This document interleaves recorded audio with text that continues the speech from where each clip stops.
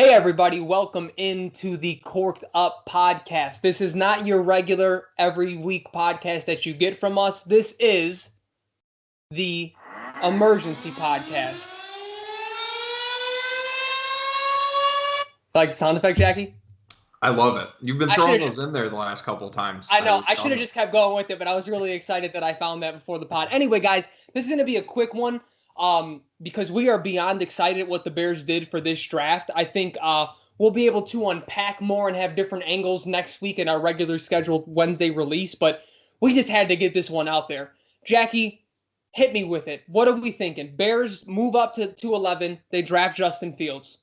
Frankie, I woke up on a kid on Christmas morning. I'm still a little bit in disbelief that the trade still I can't, the way the board felt. I mean, you and I are joking in our little dynasty messenger group that we're joking around with other fans. There's Packers fans in there, Cowboys fans, Washington football team fans, so it's a different breed. And I would say around number 8 when the Panthers stayed in their spot and drafted, and I was like, I made a joke. I'm like, Bears are coming to get Justin, let's go. And it kind of just kept going a little bit. The Broncos obviously take. I think what really changed it was when the Broncos took a corner at number 9. Yep. That's when I really started to be like, shit, man, they can, because we had always agreed that 20 is it's a difficult spot to trade up to in the top 10. It's just there's not a lot of teams aren't going to like that value in terms of trading back that far, even when their draft is a little bit more deep, like I think this one is. So when the Broncos take certain, I'm like, you start kind of thinking in your head, well, the Cowboys aren't going to take a quarterback. They have Dak. Then you're like, the Giants are probably going to stick with Danny Dimes. We've never heard anything to suggest otherwise. Then you're like, okay, 12, the Eagles, maybe they're not sold on Hurts. And then, of course, the real big hurdle is 15, because you have to get ahead of the Patriots, who are most certainly going to take a quarterback at that position. Frank, I really think that number 3, that's when the draft really changed. When the 49ers kind of, I'm not going to say shocked the world, because I mean you had expected them to take Trey Lance over Mac Jones, and I did as well. I just thought from what we were hearing they were going to go Mac, but that just shifted the board entirely, because you don't have teams trying to maybe reach up for Trey Lance because they don't, he's maybe fits what they want to do. They're not as in love with Mac Jones. As soon as the trade happened, I texted you and I said, honestly, how far does Mac fall now? Because there weren't any other teams that were really linked to him. And then here's the thing that should be praised for the trade up.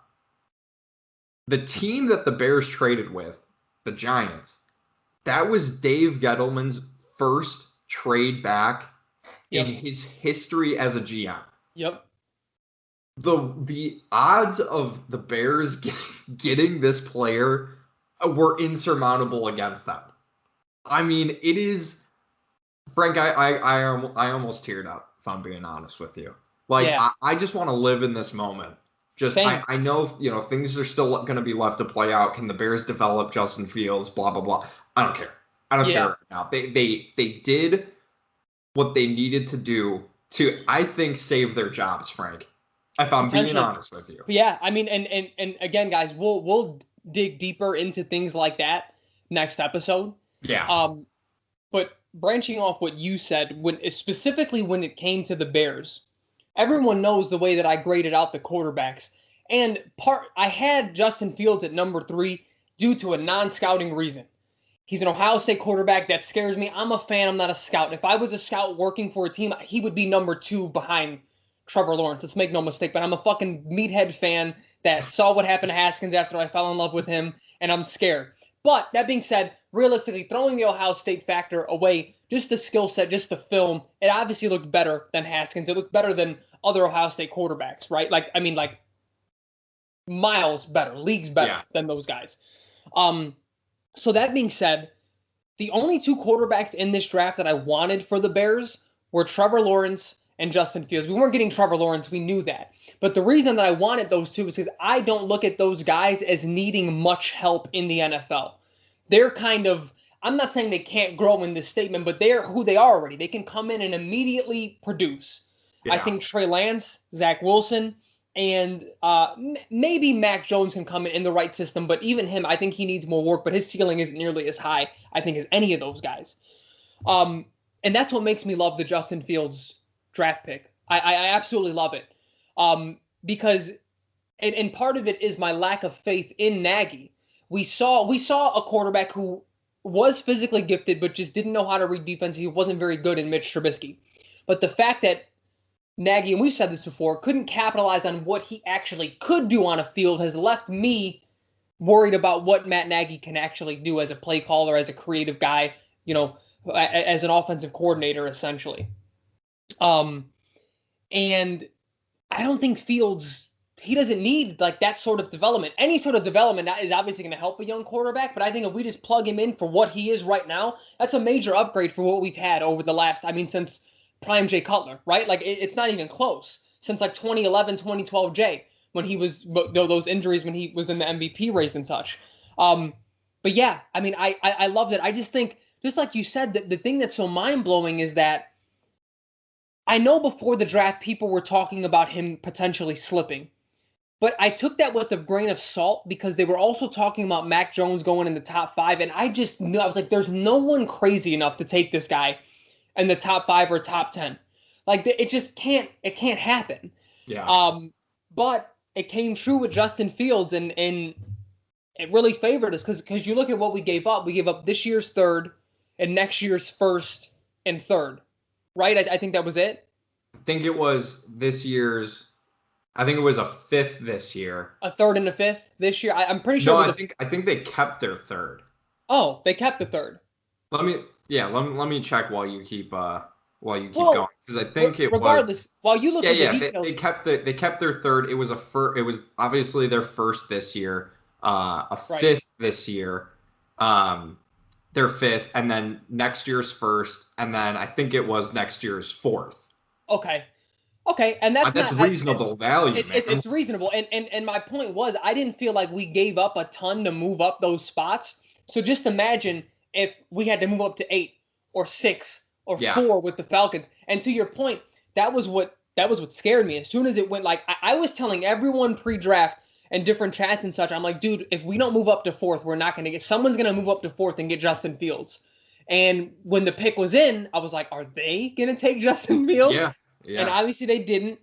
And then the next pick that scared me was, the next couple. So Detroit, you never knew exactly how sold they are on Jared Goff. So that was, but they're also Detroit. So I didn't think they would take Fields. 8 and 9 were the 2. When Carolina took J.C. Horn, I was like, fuck. The best corner. Denver's been rumored for corner. I was like, this is it. Someone's either going to trade up to get the quarterback or they're going to be the ones that take him. And when they didn't take him, I was like, oh, this is it. We got him. Like, there's no shot in hell because the next few picks, I guess Philly scared me, but I didn't totally buy into them just, letting Jalen Hurts or giving up on Jalen Hurts that early. That's a bit ridiculous. So, but because you're in the moment, I'm not going to lie, I was nervous. For me, if I'm being honest with you, like, I was more scared of Philly at 12 than I was at Philly trading up to 10. Because as soon as they traded ahead of the Giants, to me, that was like they're taking a receiver.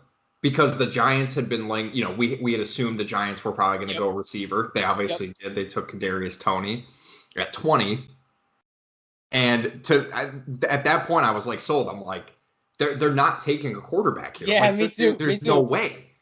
And then I'm like, well, shit, they still need to get ahead of 4. They need to trade at least 13. But the Chargers weren't going to trade back because I don't think the Vikings would have traded with the Bears.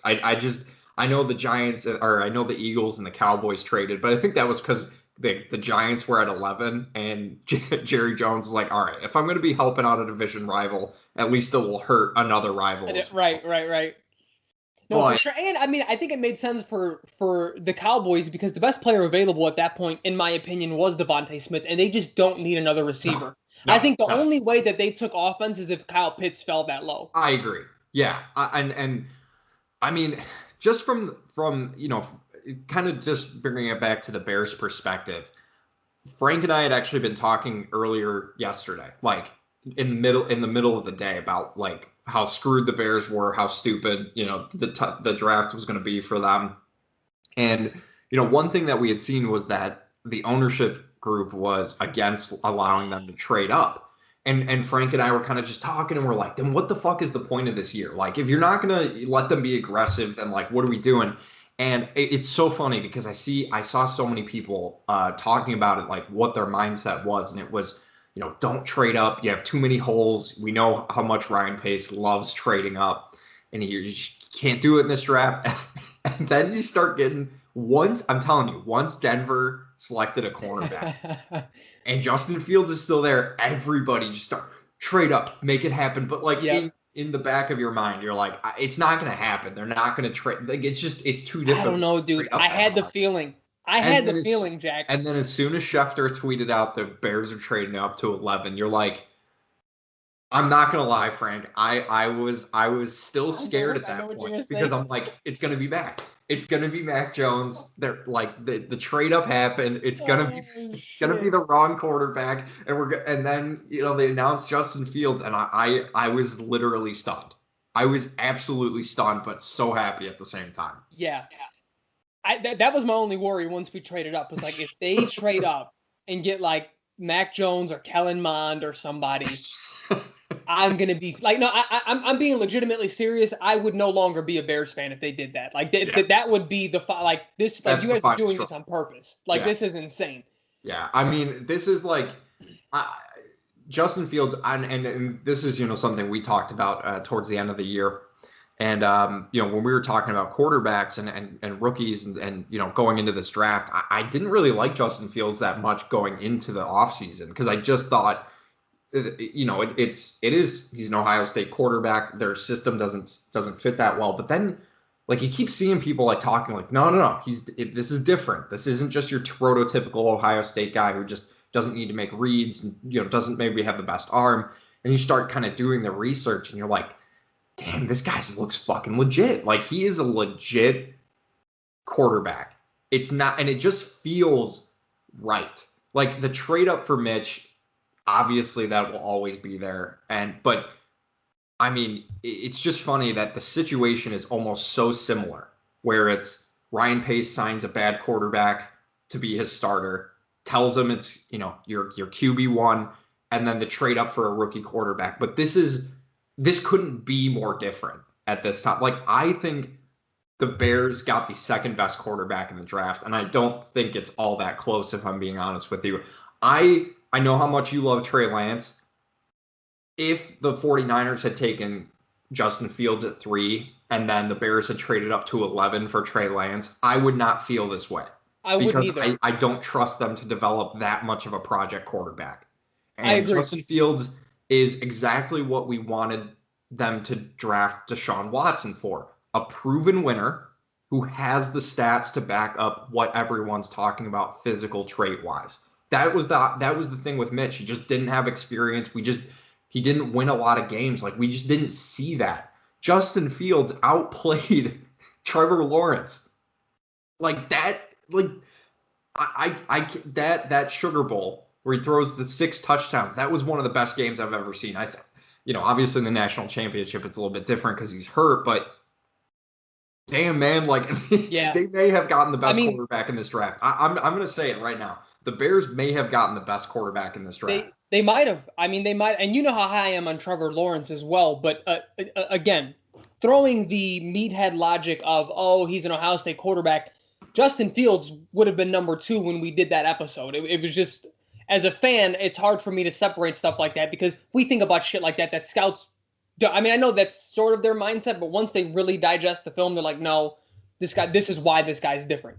We're fans. We're both a little bit different than that. I mean, we're not paid for it. We're not submitting this to, the Bears front office and with the potential to be fired. But just like you said, his film backs up the stats back up the film. He has the experience. And he could. There was. I remember there was the guy that I follow on Twitter, super respected dude. He does a lot of dynasty deep dives. Ray GQ is his name. Shout out to Ray. He's a good dude.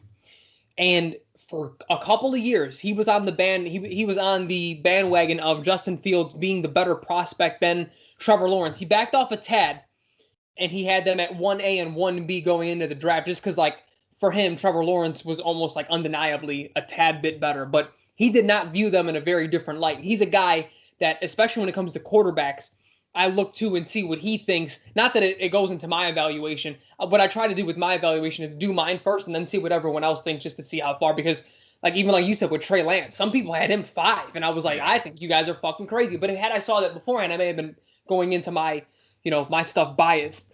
But I mean, last point that I'll make, and you can make one more or not, and then we can go. But I feel the same way that you do about Trey Lance. Even though I did rank him number 2 and I love him, I don't trust this. He is a project quarterback. Let's make no mistake. He's had like 350 throws or 400 throws in college. But I just love the film. I love what I see. I think the reason I catapulted him that way is because I think his potential is just as high as Justin Fields and Trevor Lawrence. He just needs more experience and someone to develop him to get there. I don't see that in Zach Wilson or Mac Jones or any other quarterback in this draft. I see that in him. I also think I like his build as well as a starter, a tad bit more than Justin Fields. That was what was sort of the ultimate thing in ranking him number 2. But I wouldn't have trusted Matt Nagy to do anything with Trey Lance as a quarterback. We don't know exactly how fast he can process things just yet. Just because 350 throws or 400, whatever it is in college, isn't enough film to say, hey, this guy really knows how to read defenses. And let's make no mistake, that doesn't mean, he's never going to be able to do it. But someone like Kyle Shanahan is going to drill it in his head. He's going to know how to read defenses sooner rather than later. And he can even succeed. That's the thing. Even if he, because you look at Patrick Mahomes said, I didn't know how to read a defense until like midway through my second year. I was just kind of out there playing. And then now that I know how to do that, the game is so much easier. And so the reason I say that isn't some knock on Trey Lance. It's that he's with the coach that can maximize what he can do, even if he can't read defenses the best right now. Yeah. We don't have that coach. So if he's here and we're relying on him to make read 1, 2, 3, and 4, and again, maybe he has the ability to do that. It just the film didn't necessarily prove it because it was so small. But he can do things in an NFL field right now for a successful franchise. Nagy isn't the guy to bring that out of him. And that was the reason why I did not want Trey Lance on the Bears. That was one of the reasons why I wanted Russell Wilson. I wanted like a proven guy who knows what he's doing already. Exactly, because I don't have faith in Nagy. If we had a coach that I felt like could develop a quarterback, I would have loved to trade up for Trey Lance. Even though he went 3, that's too much. But I meant if he was there at 10 or 11. So I'm right there with you. But I mean, guys, I couldn't be more happier with the pick. I mean, everything fell just perfect. I'm seeing it's so funny because as wrong as we were, more me than you about Mitch when we drafted him, the reception to this, not only from the fans but from other teams, from other fans, they're like, dude, you guys got a good one.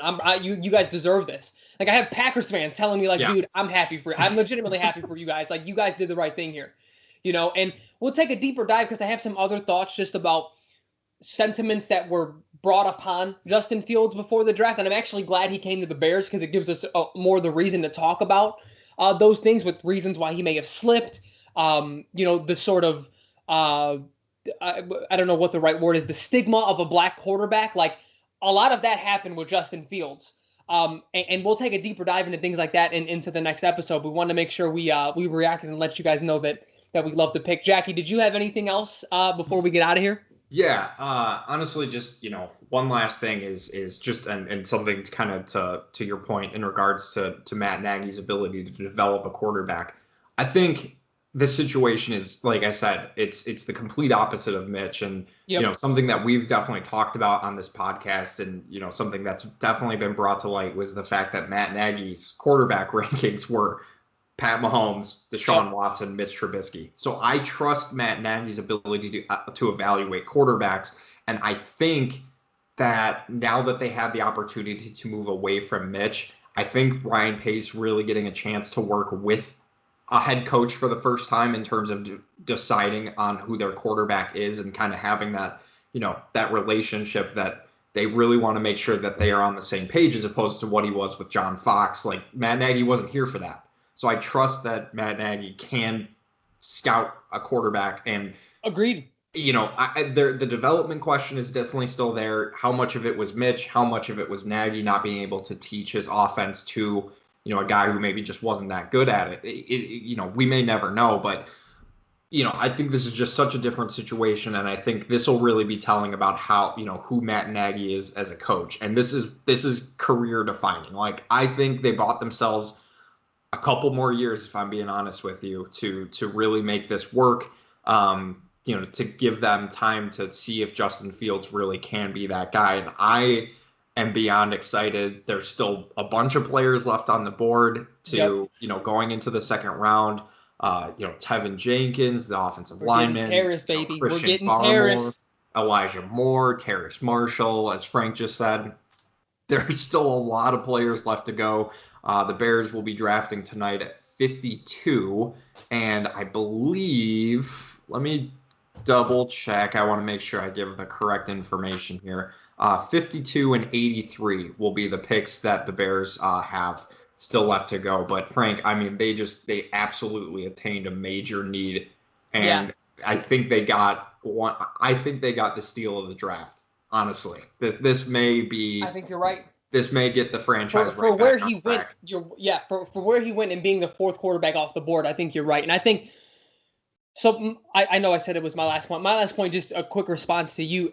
I don't know if it saves their job. I'm going to digest that. The one thing that I'm not worried about is Justin Fields, being given up on by the next coach if we have one next year. He's here. He's going to do his thing, whether or not it saves Nagy or pays his job.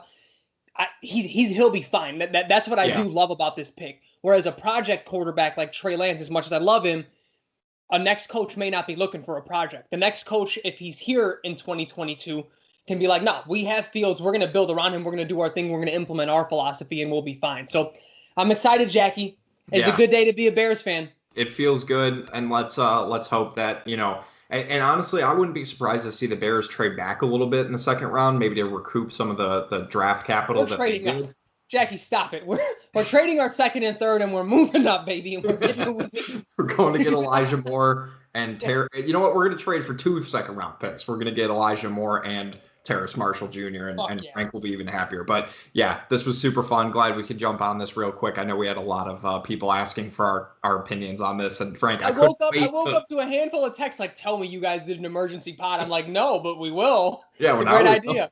We didn't know that it was there for that, the need. But thanks for listening, guys. Hopefully you agree with us. And if you don't, fuck you, because the Bears right back in it.